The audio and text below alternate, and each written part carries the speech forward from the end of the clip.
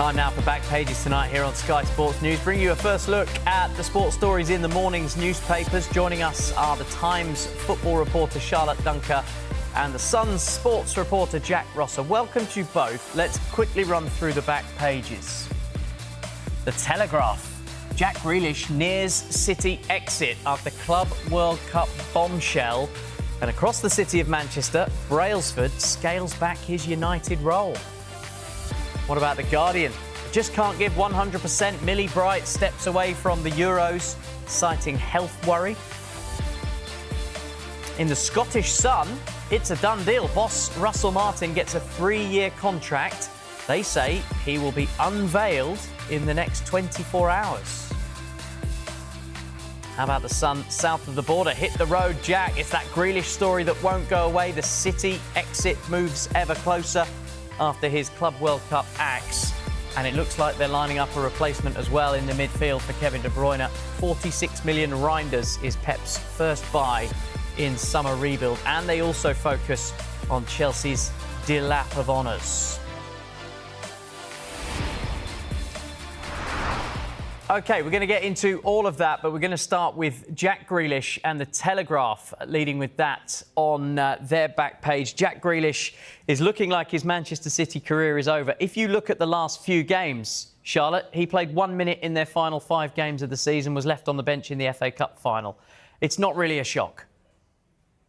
No, it's not. And I think you obviously look at the minutes that he's had in the Premier League across the last couple of seasons. The starts that he's had haven't been the same. He was obviously instrumental to that treble-winning season that they've had. But I think it was 7 Premier League games he started in the campaign just gone and maybe 10 the season before. So his influence has certainly been diminishing over the last couple of seasons. And I think Guardiola's been really honest with his assessment of him. He said he likes him, he likes what he can bring, but he obviously isn't picking him for a reason. And he said himself he deserves to be playing 2-3 times a week, and that the club will work with him. They'll work with his agents to work out what's best for him going forward. So I think when the manager comes out and says that, which is what he did after their final game against Fulham, I think the writing's on the wall. So this decision for him seemingly not to go to the Club World Cup, I think is something that would make sense for all parties. It gives Grealish the most time to prepare for what could be the start at a new club, to get the new season, get it all running up in speed, to get there as quick as possible. Because if he goes with City and he doesn't get back to the end of July, then he hasn't got much time. So it does seem brutal, but it does seem like it might be the best decision for all of them. Yeah, what's happened here, Jack, do you think? Is he just not good enough for Manchester City? Doesn't fit into Pep's system? Or have they had a coming together? It's a difficult one, isn't it? Because I think when he first went there from Aston Villa, there were always concerns that you'd lose what everyone loved about Jack Grealish, you know, the maverick style of play that he has, sort of having the free role that he had at Aston Villa to roam anywhere and impact games. That's obviously not something that Pep Guardiola likes to give his players. But we saw him bring some incredible football out of him, like Charlotte says, in that treble-winning season. And then since then, you know, I think he admitted last season, before the season just gone, that he maybe struggled to get some motivation again after winning the treble. It's the first time he'd been through something like treble, like having that sort of success, and knowing how to react to it was a difficult thing for him. And his form certainly hasn't been the same since then. He's struggled to get a consistent run to turn it around, and it feels like a natural thing to happen. He's the sort of player that we all want to sit and watch, and would all pay to just go and watch him when he's at his best. He's a player that engages fans of all ages and all stripes, really. You know, anyone who supports any club is happy to go and watch Jack Grealish. So it's a good thing for him. It's a good thing for England as well if he's playing regularly and happy where he's playing. So it's the right decision to leave him out of the Club World Cup. It's probably something that's quite hard to take, being, you know, brutally told that you're not wanted in that sort of manner. Although I think taking his future away from it, there'd be a lot of players that would quite like to have the Club World Cup off rather than having to go across to America to play this tournament. But it is the right thing for him. Yeah, gives him more time to find his next move. Jack, you've written about this story for The Sun. Hit the road, Jack, is the headline in your newspaper. And The Sun and The Telegraph both focusing also on the angle of Grealish and where he fits into Thomas Tuchel's England plans, Charlotte, he's never going to be involved if he stays in the situation at Manchester City, as he needs to be playing. Yeah, of course. And Thomas Tuchel said that himself. He's actually already left the door open for Jack Grealish to return to the England setup. But like you said, he needs to be playing, and he's a flair player. He's someone who plays off confidence. He doesn't seem to be a player that can play 1 week, be left out 2 weeks and come in and put in an unbelievable performance the third week. He's the sort of player who needs to be cared for, who needs to feel like he's got the love, who needs to be playing 2-3 times a week. And when he does that, we know what he's capable of. So Tuchel's already said that he loves Jack Grealish. He really admires him. He knows what he can bring to the England setup. But like you said, he does need to be playing week in, week out. And obviously with the World Cup coming up on the horizon, that's going to be something that's on Grealish's mind. And I think City are going to do their best to try and get him a move somewhere, hopefully where he can get back that form that we saw in that treble-winning season. I wonder where that move will be, Jack. This is a £100 million player on £100 million players' wages. There aren't that many clubs in the era of PSR that can afford him. Where does he go next, and how does a transfer be structured? It's such a difficult question, isn't it? I think Matt Law in his piece for The Telegraph, raises the prospect of something similar to what we saw with Marcus Rashford this year, where he goes out on loan, because that's perhaps the only way that it can be structured. City might have to put up some of his wages. If it's a permanent deal, then it's hard to see how, with City making it quite so obvious that they don't see him as part of their plans, that they recoup their money. And then he'll probably have to take a wage cut somewhere as well.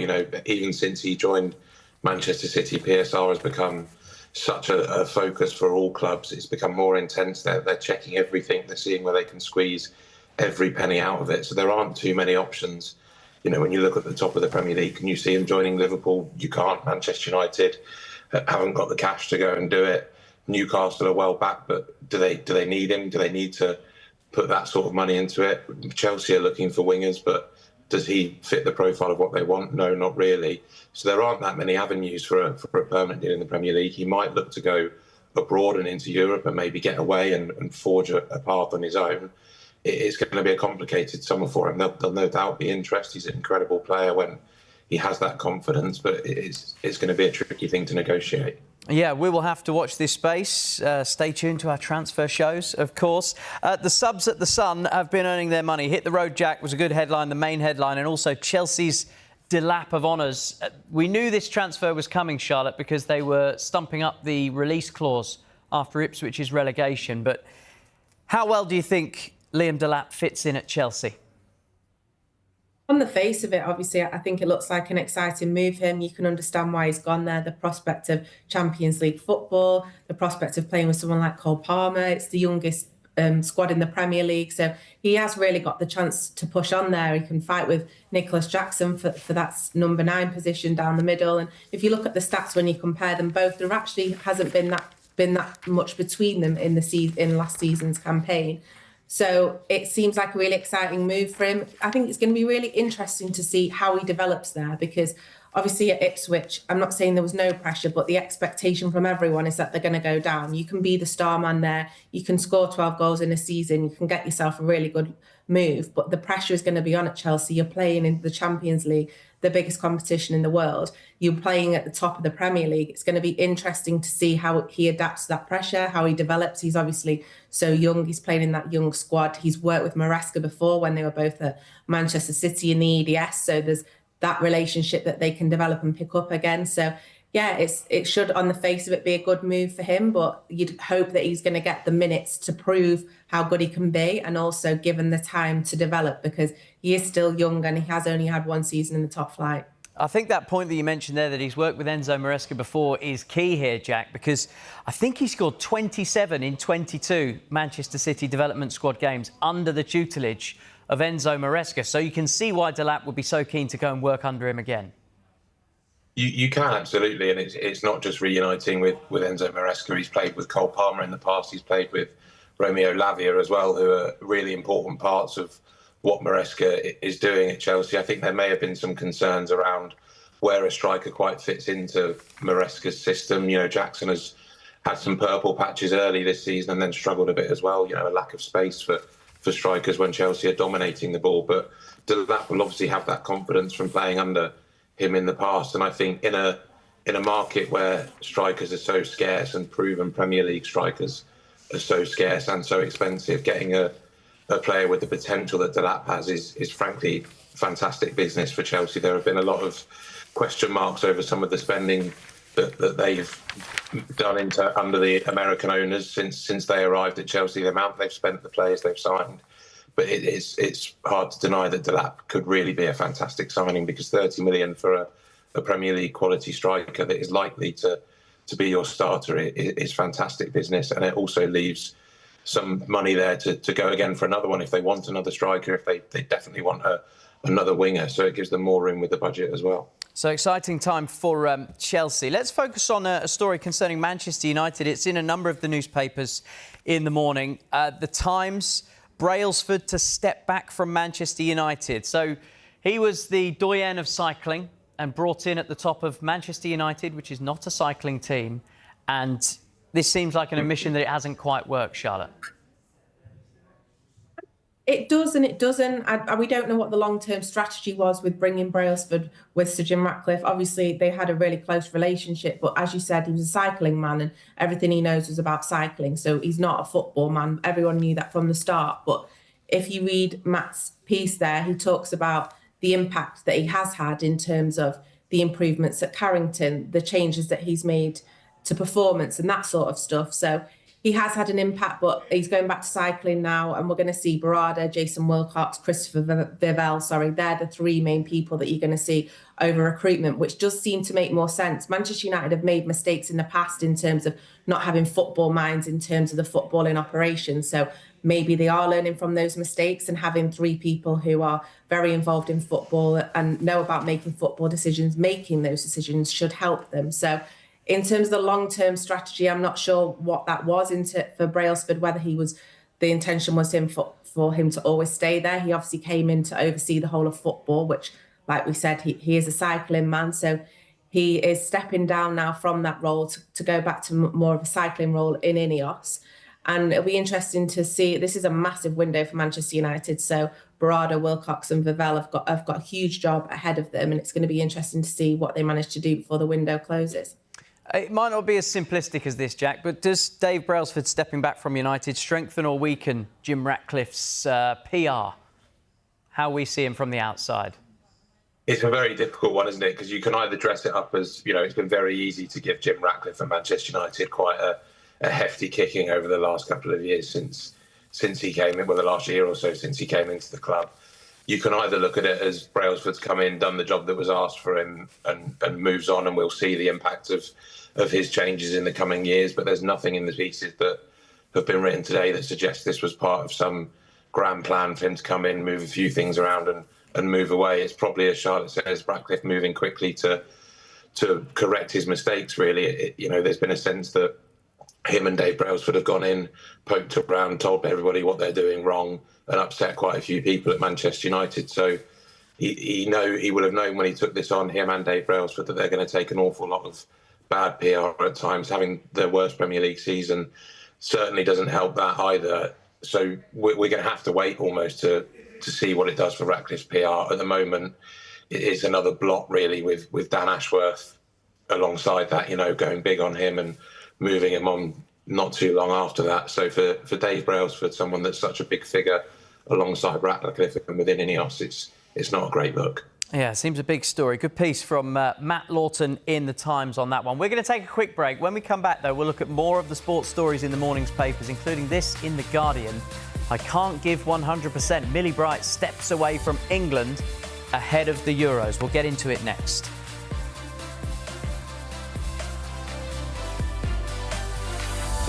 Charlotte Dunker and Jack Rosser. Let's go to The Guardian and focus on England's women ahead of the squad announcement for the Euros. I can't give 100%. Millie Bright steps away from the Euros, citing health worry. She says she can't give 100%, both on a mental and on a physical standpoint, Jack. I suppose she should be applauded that she feels comfortable enough to make this difficult decision. She should, yeah. It's a brave, very brave thing to come out and do, to make that sort of step before a major tournament like this, so close to it as well, to come out and say, not only are you withdrawing, but explaining the reasons why, and opening up about the fact that it's not just a physical thing at the end of a long season, but a mental fatigue as well, and not being sure whether you can step in. It's almost fairly selfless in terms of taking that away from England and the manager. But I think the wider problem is that these 3 withdrawals in isolation are all understandable in their own ways, but coming so quickly all at once, losing 218 caps and all that experience is a really serious problem for England, and for somebody that captained them to the World Cup final in the last major tournament to be left in this position where they're not physically and mentally right to take on that challenge again is something that England need to look at themselves over. There's been so much focus on both sides. We saw it with Gareth Southgate in the men's game in terms of the culture and support for players that were there, and it's something that's been reflected throughout the FA and throughout all of the England teams across men's, women's, youth football as well. And if they're not able to have big players, big personalities in a position where they're able to help the team, then it's a huge concern for them. Whether that's down to the FA, whether it's down to Sarina Wiegman, is something that they need to really work out. And it's a very hard time and a short time to work that out as well. Very tough for Sarina Wiegman. The Eye's focus is that Millie Bright delivers a damaging blow to Wiegman amid chaotic Euros build-up. You mentioned the 218 caps. Mary Earps, the goalkeeper, retired last week. We also had Fran Kirby retiring this week, and then Millie Bright making herself unavailable. It's not just the caps, Charlotte. It's players that have been there and done it and won on the biggest stage. Yeah, of course, because if we take Mary Earps, for example, we understand the reason why one of the reasons was she wasn't going to be first choice. And the same with Millie Bright. She might not have started every game for England in this tournament, but the experience that those 3 players have got is vital. You go back to the last time that England won this competition, obviously defending that crown. 5 of those players who started that final are no longer in the squad because they've all retired, and then or 4 of them have retired, and then Millie Bright today's withdrawn for mental health reasons. So it is the changing of a guard. Can this new, younger, new look England side go there and defend the crown? That the pressure's on them to do that. But I think with these decisions and these announcements coming so close, obviously the squad announcements tomorrow, it's 28 days until the tournament starts. In terms of preparation and getting this group ready for this massive tournament, it just doesn't seem the best way to do that. There seems to be distractions, all the talks about the people who aren't going to be there rather than the people who are going to be there. So they've got a really short space of time to try and turn this around, to get the morale up, to get the confidence up, to get the belief up that even without this experience and the know-how of those who have been there and won this tournament and know exactly how to do it, that they can go there and defend their crown. Yeah, in Switzerland. They've got a beast of a group as well. The Netherlands, France and Wales. The Times focus suggests that the Lionesses are in crisis, Jack. Is that fair?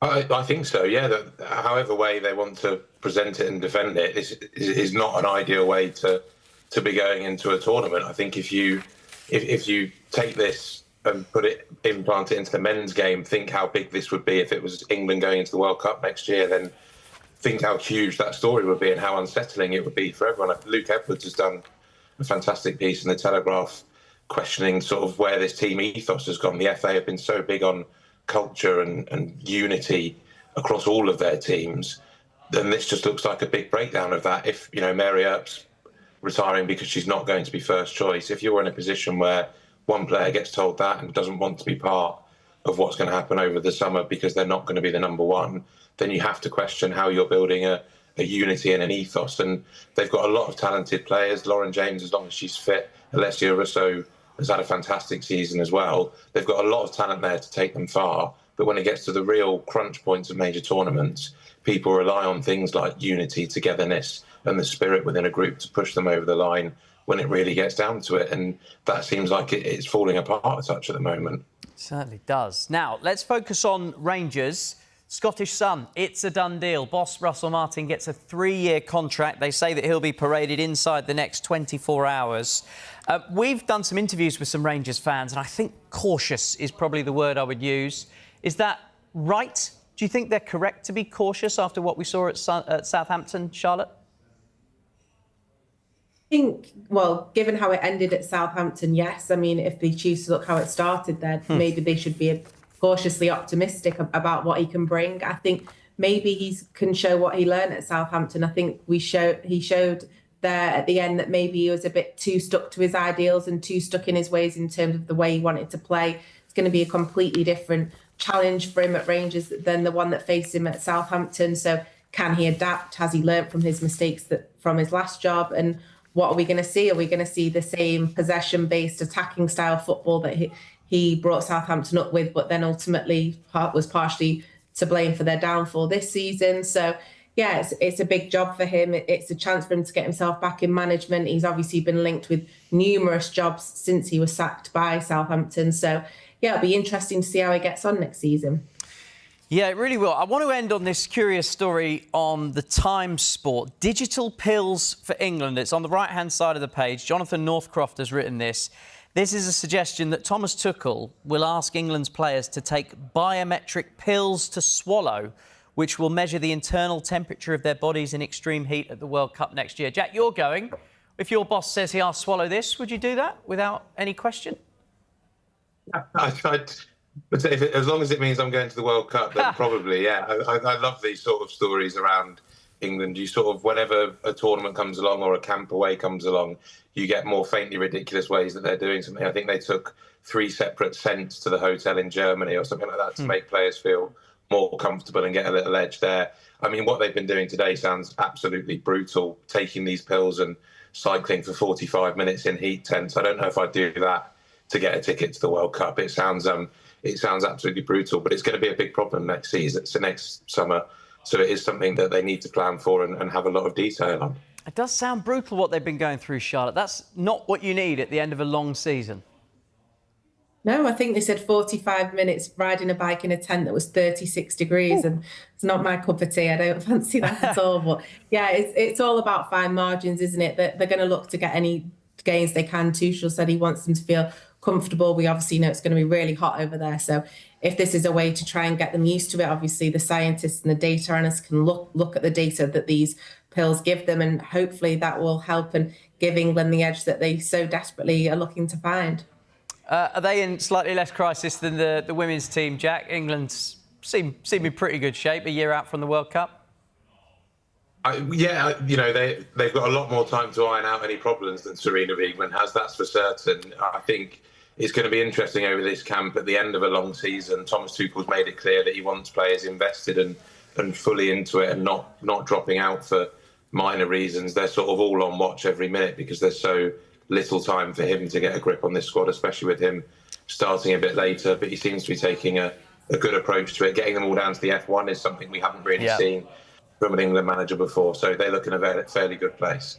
A good place indeed. Jack, Charlotte, thank you for being with us. If you missed any of the show, there is another chance to see Back Pages tonight, 1:30. And the show's also available as a podcast. Just download Back Pages on Apple, Spotify, wherever you get your podcasts. And join us again on Thursday night when our guests will be Jonathan Liew and Miguel Delaney. Up next, we'll be focusing on a story on many of the Back Pages. Is Jack Grealish on his way out of Manchester City? He's been left out of their Club World Cup squad.